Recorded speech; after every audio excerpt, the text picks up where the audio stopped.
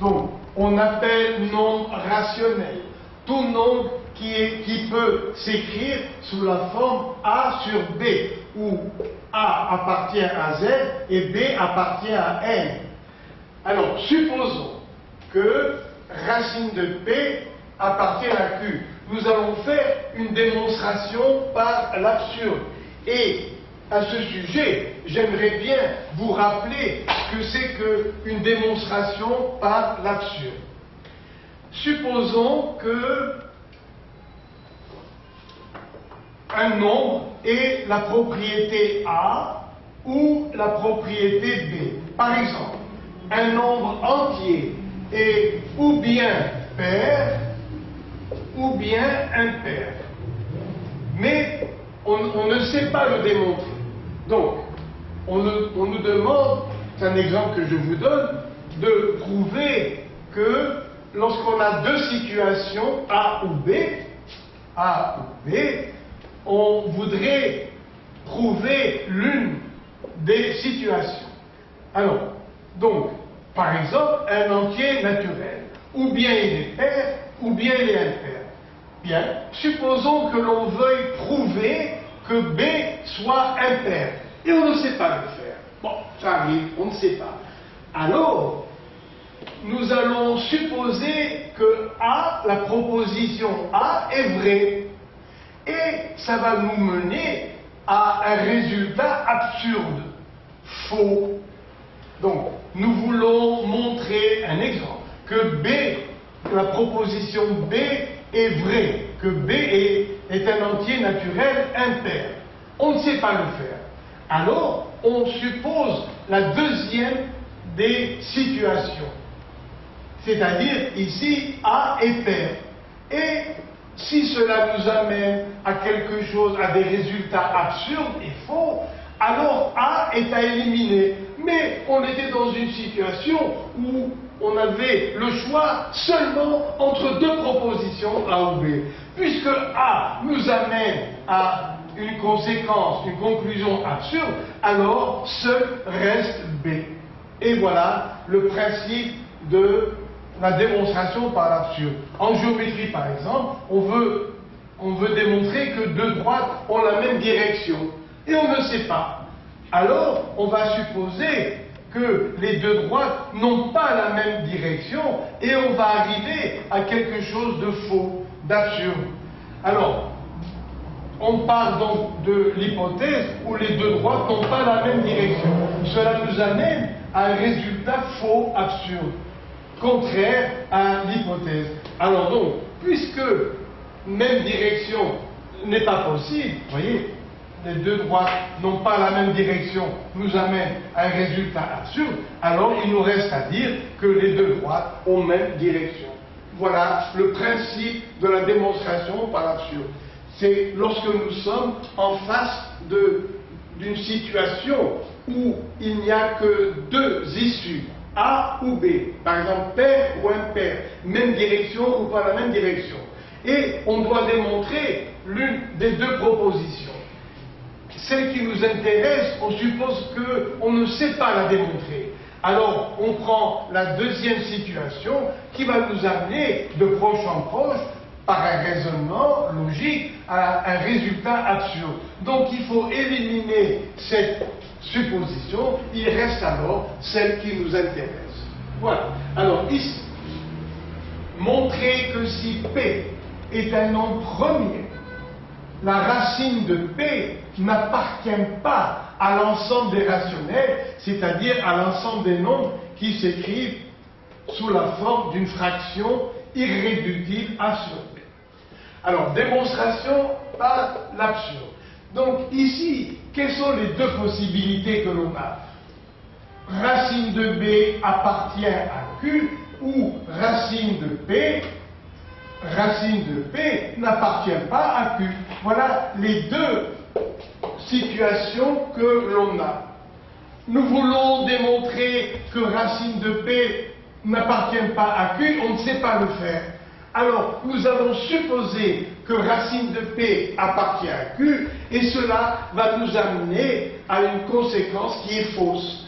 Donc, cette supposition étant fausse, il reste la deuxième possibilité. Alors, démonstration par l'absurde. Donc, nous allons supposer que racine de P, oui, c'est un rationnel. Donc, racine de P égale A sur B. Avec B, bien sûr, différents zéros, et A appartenant à Z, et B à N étoiles. Voilà.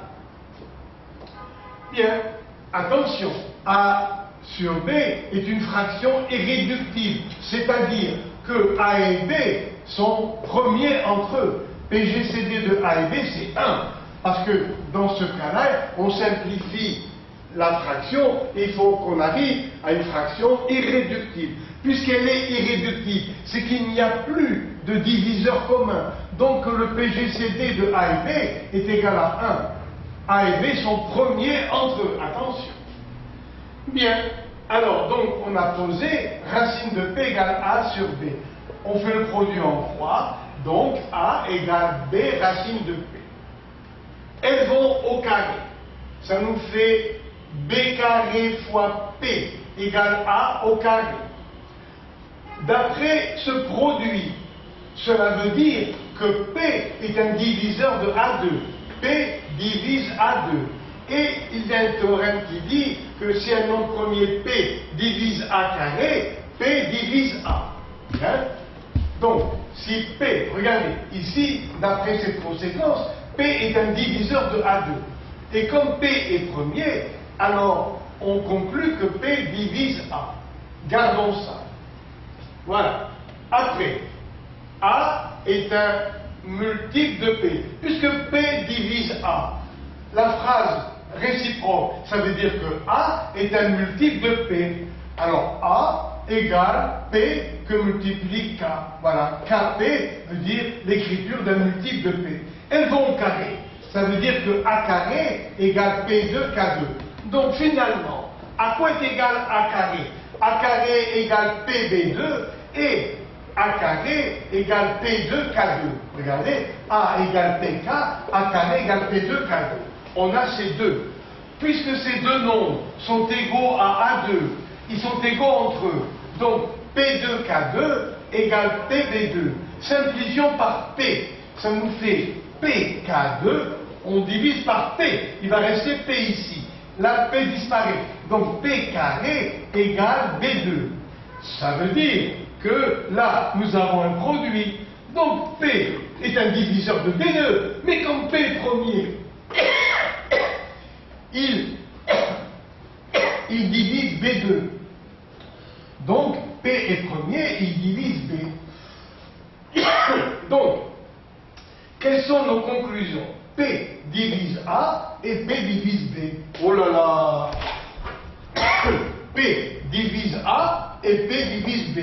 Donc, la fraction A sur B n'est pas irréductible, puisque voilà un nombre P premier, donc plus grand ou égal à 2, qui divise A et B. Donc, P... Donc, je vous répète ces 2 ou 3 lignes. Supposons que racine de P soit un rationnel. Donc on va l'écrire racine de P égale A sur B. Mais attention, avec A sur B irréductible. Ça veut dire que A et B sont premiers entre eux. Bien, voilà une des premières conséquences. Alors, on va faire le produit en croix. Ça nous donne A égale B racine de P. Elles vont au carré. A carré égale PB2. D'accord? Puisqu'on a un produit ici, ça veut dire que P est un diviseur de A2. P divise A2. Mais comme P est premier, si P divise A2, P divise A. Alors gardons ce résultat. Après, P est un diviseur de A. Ça veut dire que A est un multiple de P. Donc je peux écrire A égale PK. Elles vont au carré. A2 égale P2 K2. Donc, regardez, A2 égale P2 K2 et ici A2 égale PK. Regardez, A2 égale PB2, A2 égale PB2 et ici A2 égale P2 K2. Ces deux nombres sont égaux à A2, ils sont égaux entre eux. Donc P2 K2 égale PB2. Simplifions par P. Ça nous fait PK2 égale B2. D'après ce produit, cela veut dire que B divise B2. Mais P est premier.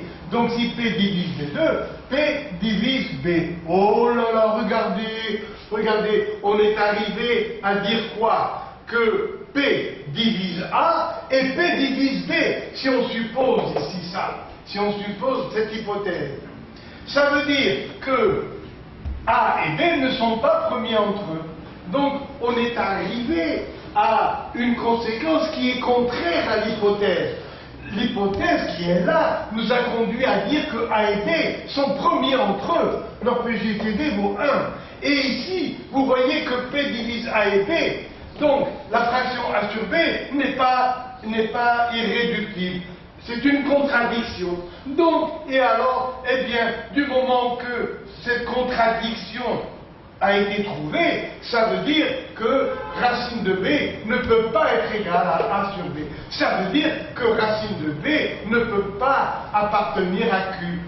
Donc, que racine de B appartient au réel, appartient, vous voyez, aux nombres qui font partie des réels, mais qui ne sont pas rationnels. C'est ce qu'on appelle les nombres irrationnels, comme pi, racine de 2, racine de 3. Ce sont des nombres appelés irrationnels. Quelle est leur particularité? Leur particularité, c'est que ces nombres, comme pi, s'écrivent avec une décimale, pi égale 3, 14, 1, 5, 9, etc. Et la partie décimale n'est pas périodique.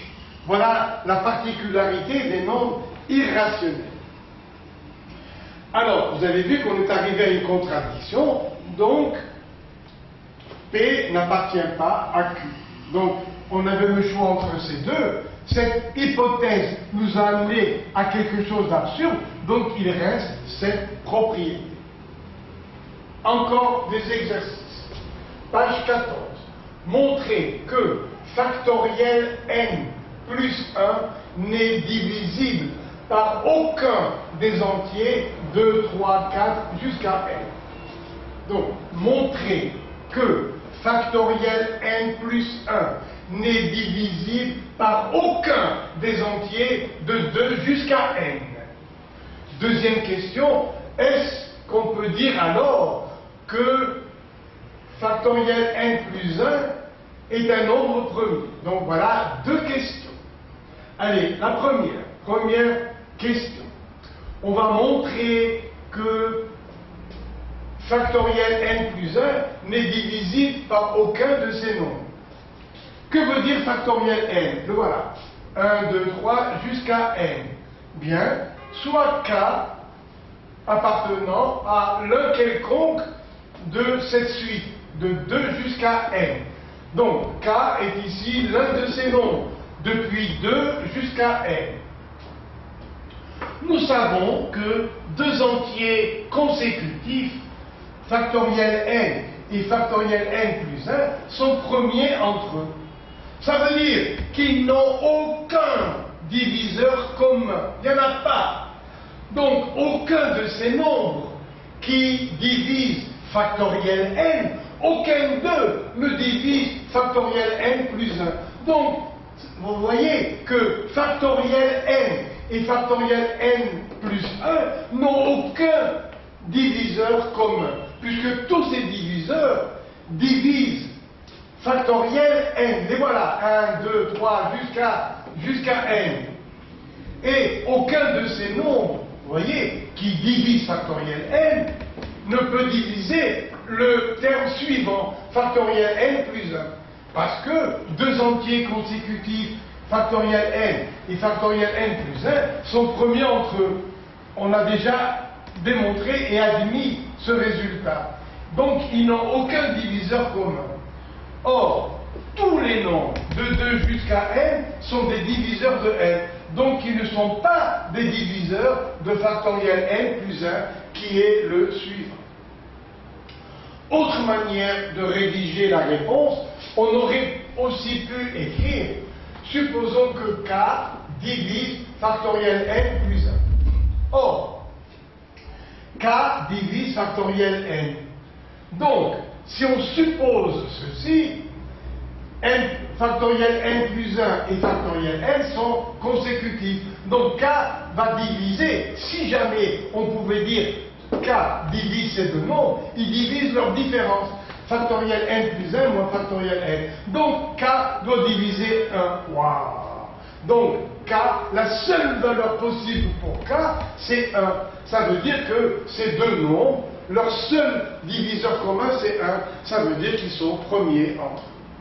Voilà. Ce n'est pas vraiment une autre démonstration, mais c'est une autre manière de l'écrire, de la rédiger. Donc ici j'ai conclu, puisque k égale 1, aucune autre valeur de k, à part 1, ne peut diviser factoriel n plus 1. Voilà. Maintenant, les nombres qui sont là, tous ces nombres, ne sont pas tous les nombres entiers plus petits que racine de factoriel n plus 1. Rien ne nous dit que tous ces nombres sont plus petits que racine de factoriel n plus 1. Donc on ne peut pas dire, vous voyez, que tous ces nombres nous confirment que, vous voyez, n, qu'il y a un diviseur parmi eux de factoriel n plus 1. Peut-être que par la suite, il se peut qu'il y en ait d'autres ici, n plus 1 ou n plus 2. On ne peut pas faire de démonstration. Donc factoriel n plus 1 peut ne pas être premier. Exemple, factoriel 4 plus 1 égale 25. Pourquoi? Factoriel 4, c'est 2 fois 3 fois 4. Ça fait 24. Plus 1, 25. Eh bien, ce résultat n'est pas premier. Factoriel 3 plus 1, ça fait 7. Oui, 7 est premier. Donc, là, nous avons trouvé qu'aucun de ces nombres, vous voyez, ne divise factoriel n plus 1. Et on se dit que peut-être il y en a d'autres à la suite qui peuvent diviser. Donc on ne peut pas conclure. Ça veut dire que factoriel n plus 1 peut être premier ou peut ne pas être premier. Parce qu'il n'y a pas d'étude qui est faite après ces nombres-là. Là, on est sûr qu'aucun de ces nombres ne divise factoriel n plus 1. Mais si parmi tous ces nombres, il y en a encore d'autres qui sont plus petits que racine de factoriel n plus 1, donc on ne peut pas conclure que grand N soit premier. Ou que factoriel n plus 1, grand N c'est factoriel n plus 1. Donc on ne peut pas conclure que grand N, c'est-à-dire ce nombre, soit premier. Alors maintenant, un paragraphe très important, les congruences.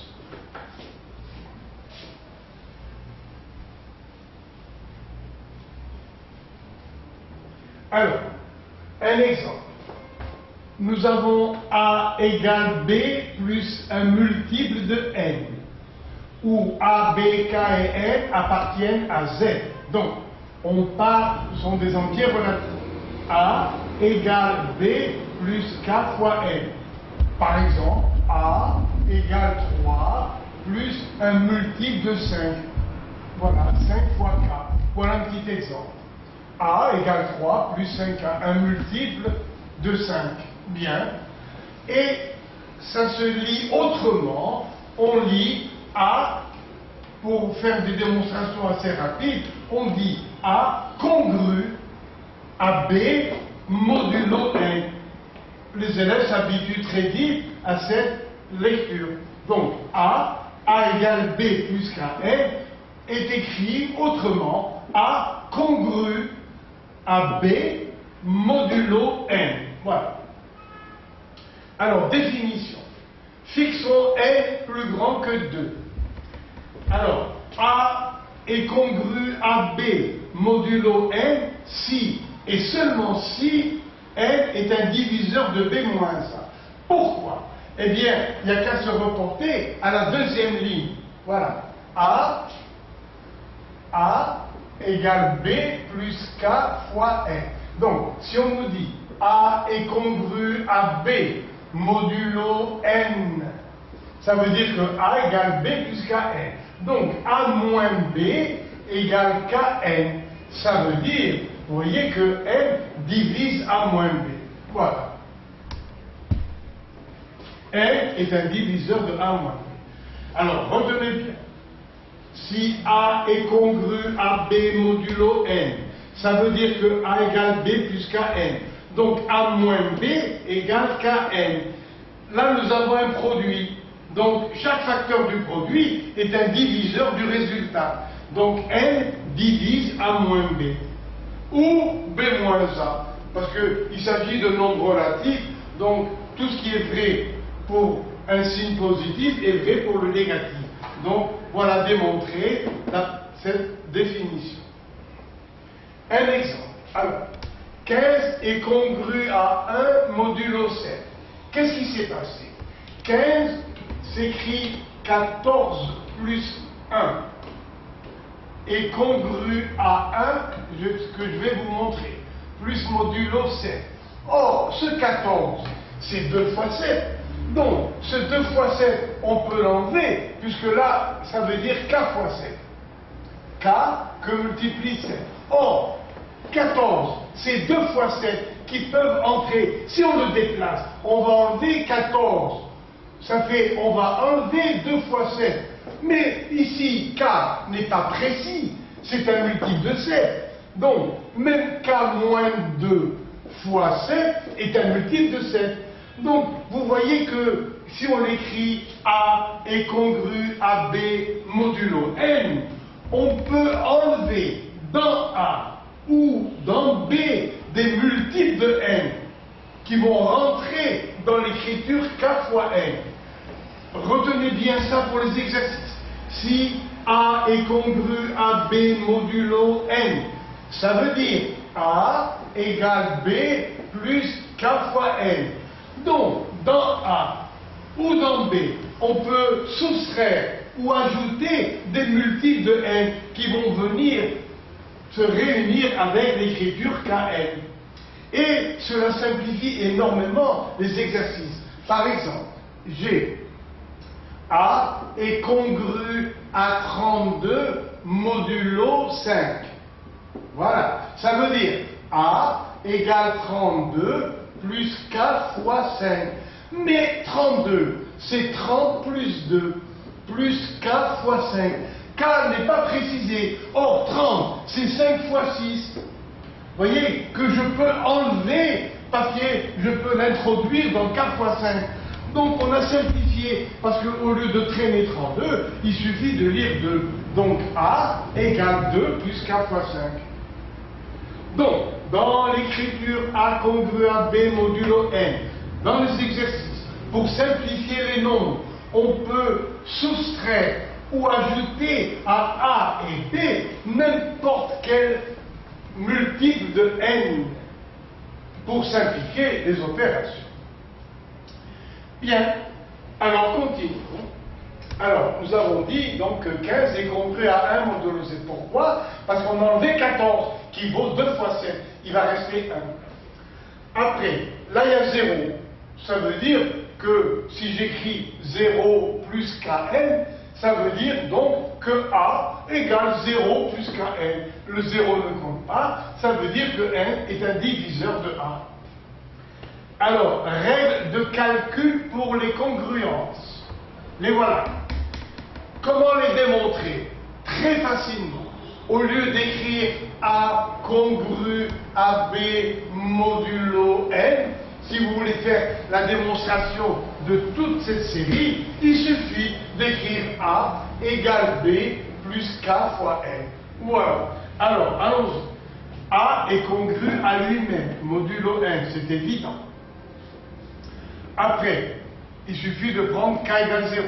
Après, si on nous dit A est congru à B modulo N et B congru à C modulo N, à travers B, par transitivité, on peut écrire que A est congru à C modulo N. Comment faire la démonstration?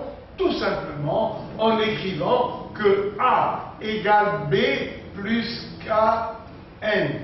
Après, B égale C plus K'N. Voilà. Donc, ici, regardez, on peut écrire A égale B. Le voilà B. Ça fait C plus K'N plus Kn. Vous voyez qu'on peut mettre en facteur n.